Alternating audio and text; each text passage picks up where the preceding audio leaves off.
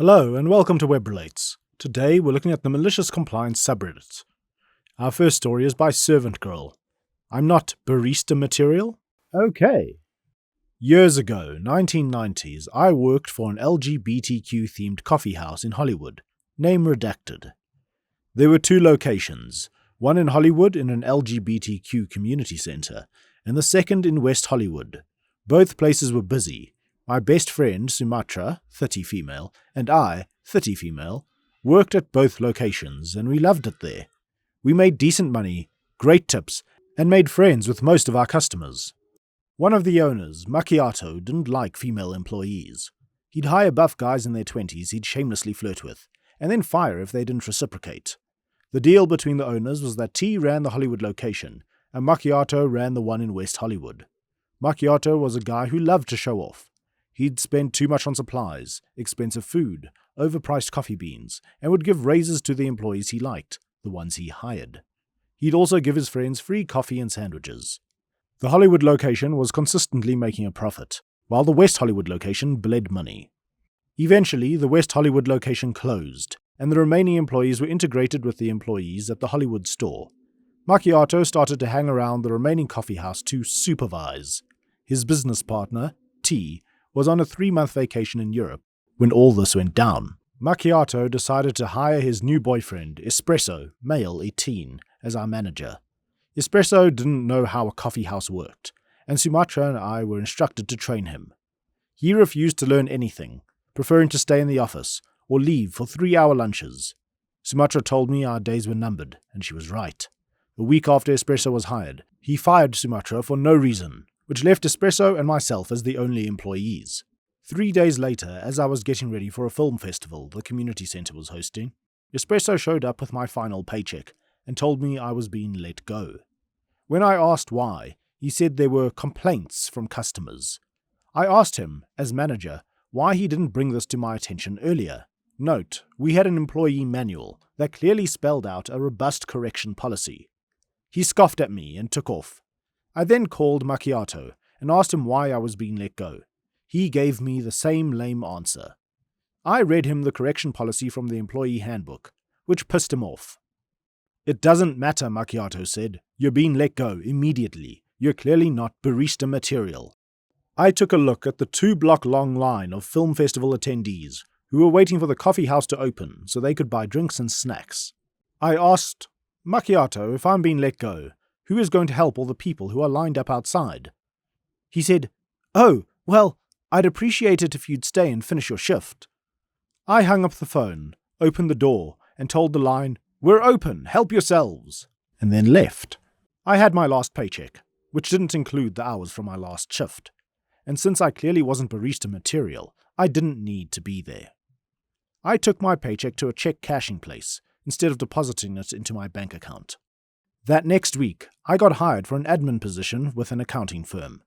I later found out from Sumatra that it was a good thing I cashed my paycheck instead of putting it into my bank account, as the owner of the check cashing place sent over 2 big dudes and made Espresso give them all the cash from the register to cover the bad check Macchiato had written. Our next story is by Chells. Follow the speed limit if you say so. Back in my high school days, the school decided that the parking lot speed limit for cars would be 5 miles per hour. In theory, a good thing. Reduces the chance of collisions greatly, and any that happen should be very minor. Now here's the thing. The number of people that followed that is exactly 0. Not the parents, not the teachers, not the students. We are a K-12 school, so it was mostly parents. Now, the administration, who has since been going on monthly power trips, didn't like that and decided to start handing out speeding tickets, written warnings that you would lose your parking pass and get an email home. So we, the 30 of 100 high schoolers who had cars, decided to play around with it. Now normally, car line takes about 20 minutes between when we leave. We get out a few minutes early so our cars are out of the way, and when car line is mostly done aside from a few stragglers. And that's with most cars going at about 10 to 15 miles per hour in the giant parking lot we had, which couldn't be used for parents to park? Well, that's too short, we decided. So we complied in the most malicious way possible. Every high schooler with a car did less than 5 miles per hour through the parking lot. Normally, by the time the smaller kids got into their cars, we were gone. But not anymore. We were crawling through the parking lot at idle speed. What normally took 5 minutes to clear 30 cars now took 10, and it had consequences. The entire car line for the other 500 students was now also moving at idle speed. Car line started taking 30 minutes on a good day. To say parents were livid is an understatement. Complaints filled the Facebook page, and the sassier parents reminded everyone that we just followed rules set by the beloved admin. Beloved everywhere but the high school. With only one way out, and us having to get out before parents because we were literally in the way, our change screwed up the entire car line. In fact, it got so bad that the school was told to fix it by the city, or there would be consequences, since we started backing up a major road during rush hour. At the start of the next year, the habit fell out since most of the 30 people had left, and we went back to going a safe but above the speed limit speed in the parking lot. It's been 2 years, not a thing has been said. Our next story is by Best Cardiologist. Keep my distance? No problem.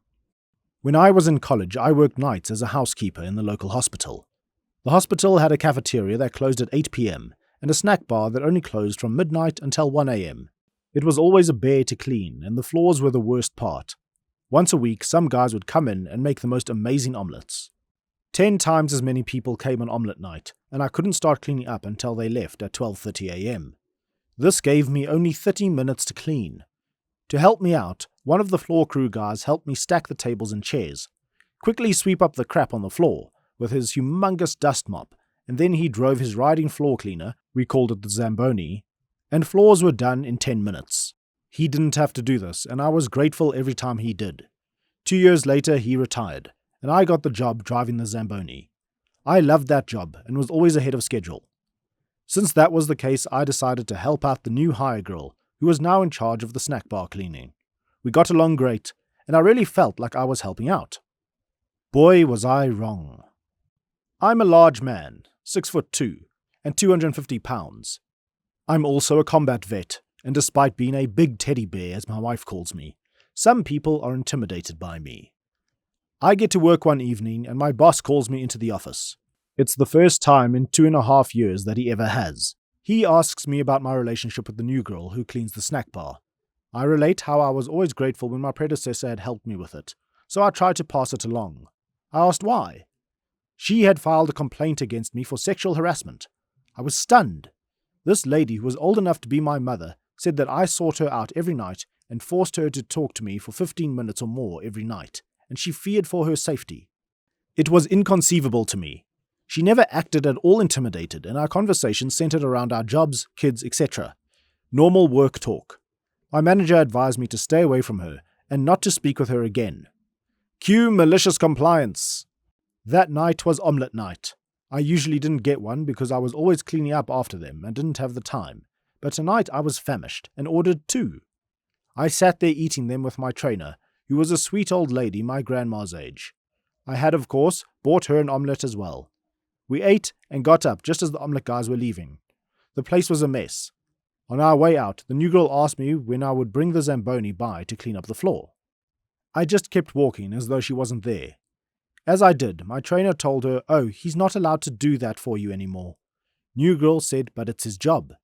That's when my trainer let her know in the sweetest old grandma way that it had never been my job, but instead was just me trying to help her. Now, however, I was supposed to avoid speaking to her at all costs, so I would never be doing that again. I didn't stick around to watch her reaction, but my trainer said she almost cried when the trainer told her, "What did you expect when you threw a good young man under the bus?" Learned a couple weeks later that she was after my spot on floor crew and thought her accusations would get me fired. I ended up changing jobs 3 months later. I heard through my friends that she tried to get my spot on floor crew and made a big stink when she didn't get the job. She quit shortly after that. It still hurts my heart a little when I think that she would do that to a 23-year-old kid with a family. Thank God I had managers who trusted me. What a crazy woman. And I really enjoy the malicious compliance where it's actually the manager who's on the good side. Okay guys, that's it for today. Thank you very much for listening to the video. And if you enjoyed everything, please like, comment and subscribe. And then I'll see you guys in the next video. Cheers!